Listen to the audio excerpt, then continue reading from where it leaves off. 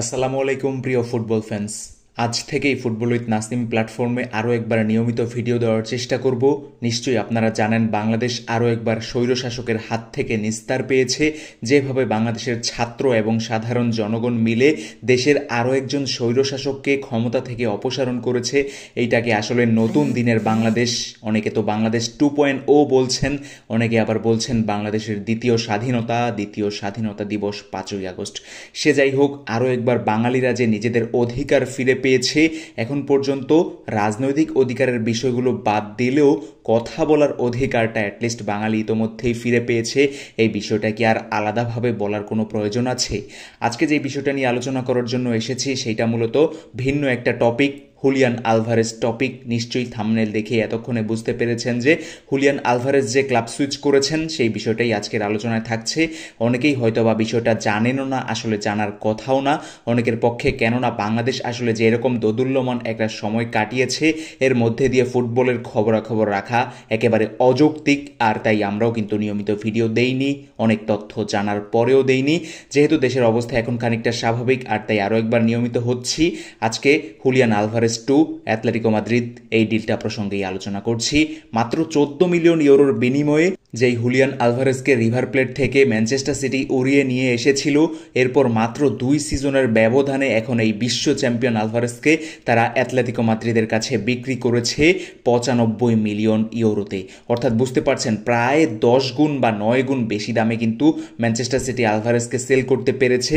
আর Julian Alvarez নিজেও আসলে man সিটিতে একেবারেই গেম টাইম পাচ্ছিলেন না, যে কারণে তিনিই মূলত বলেছিলেন ক্লাব সুইচ করার কথাবার্তা অনেকটা এগিয়ে নিয়ে গিয়েছিলেন এবং শেষ পর্যন্ত দিয়াগো সিমিওনের অ্যাটলেটিকো মাদ্রিদে যোগ দিয়েছেন। এখন এই বিষয়টা নিয়ে খানিকটা বিতর্ক উঠতে পারে যে অ্যাটলেটিকো মাদ্রিদ আসলেই হুলিয়ান আলভারেজের জন্য কতটা মানানসই একটা ডেস্টিনেশন, সেটা নিয়ে পরবর্তী কোনো ভিডিওতে বিস্তর আলোচনা করার চেষ্টা করব। তবে অ্যাটলিস্ট শতভাগ পারফেক্ট কোনো একটা ডেস্টিনেশন যে হুলিয়ান আলভারেজ পাননি, এটা আমরা নিশ্চিতভাবেই ধরে নিতে পারি। ম্যানচেস্টার সিটিতে মাত্র 2 সিজন খেলেছেন, অধিকাংশ ম্যাচই সাবস্টিটিউট প্লেয়ার হিসেবে খেলেছেন। পুরো ম্যান সিটি ক্যারিয়ারে 36টা গোল করেছেন। আর তার চেয়েও বেশি গুরুত্বপূর্ণ ইনস্ট্যান্ট মূলত এগুলাই যে এই ম্যানচেস্টার সিটি ক্যারিয়ারে তিনি টানা 2বার প্রিমিয়ার লিগ জিতেছেন, চ্যাম্পিয়ন্স লিগ জিতেছেন। এর বাইরেও ম্যানচেস্টার সিটির হয়ে অন্যান্য ট্রফিও ছিল। আর এই ম্যানচেস্টার সিটির 2 বছরের ক্যারিয়ারে আর্জেন্টিনার হয়েও তিনি 3টা মহাগুরুত্বপূর্ণ শিরোপা জিতেছেন, ফিনালিজিমা, বিশ্বকাপ এবং সর্বশেষ কোপা আমেরিকা। আর এই 3টা টুর্নামেন্টে হুলিয়ান আলভারেজ কিন্তু আর্জেন্টিনার একেবারে টপ অব দ্য টাউন ছিলেন, গুরুত্বপূর্ণ ভূমিকা পালন করেছেন। বিশ্বকাপে তো 4টা গোল করার মাধ্যমে আর্জেন্টিনার বিশ্বকাপ জয় হুলিয়ান আলভারেজ অনবদ্য পারফরমেন্স করেছেন। আর এইরকম একজন স্ট্রাইকারকে পেপ গার্দিওলা ছেড়ে দিয়েছেন। বুঝতেই হবে যে গার্দিওলার কাছে হালান্ডের মতো একটা অপশন আছে, আর হুলিয়ান আলভারেজ আসলে হালান্ডের আন্ডারে থেকে সাবস্টিটিউট হিসেবে টানা 2 সিজন খেলার পর আরও একটা সিজন কন্টিনিউ করতে চাননি। আর যে কারণেই আলভারেজের চাওয়ার ভিত্তিতেই পেপ গার্দিওলা তাকে আর ধরে রাখার চেষ্টা করেননি।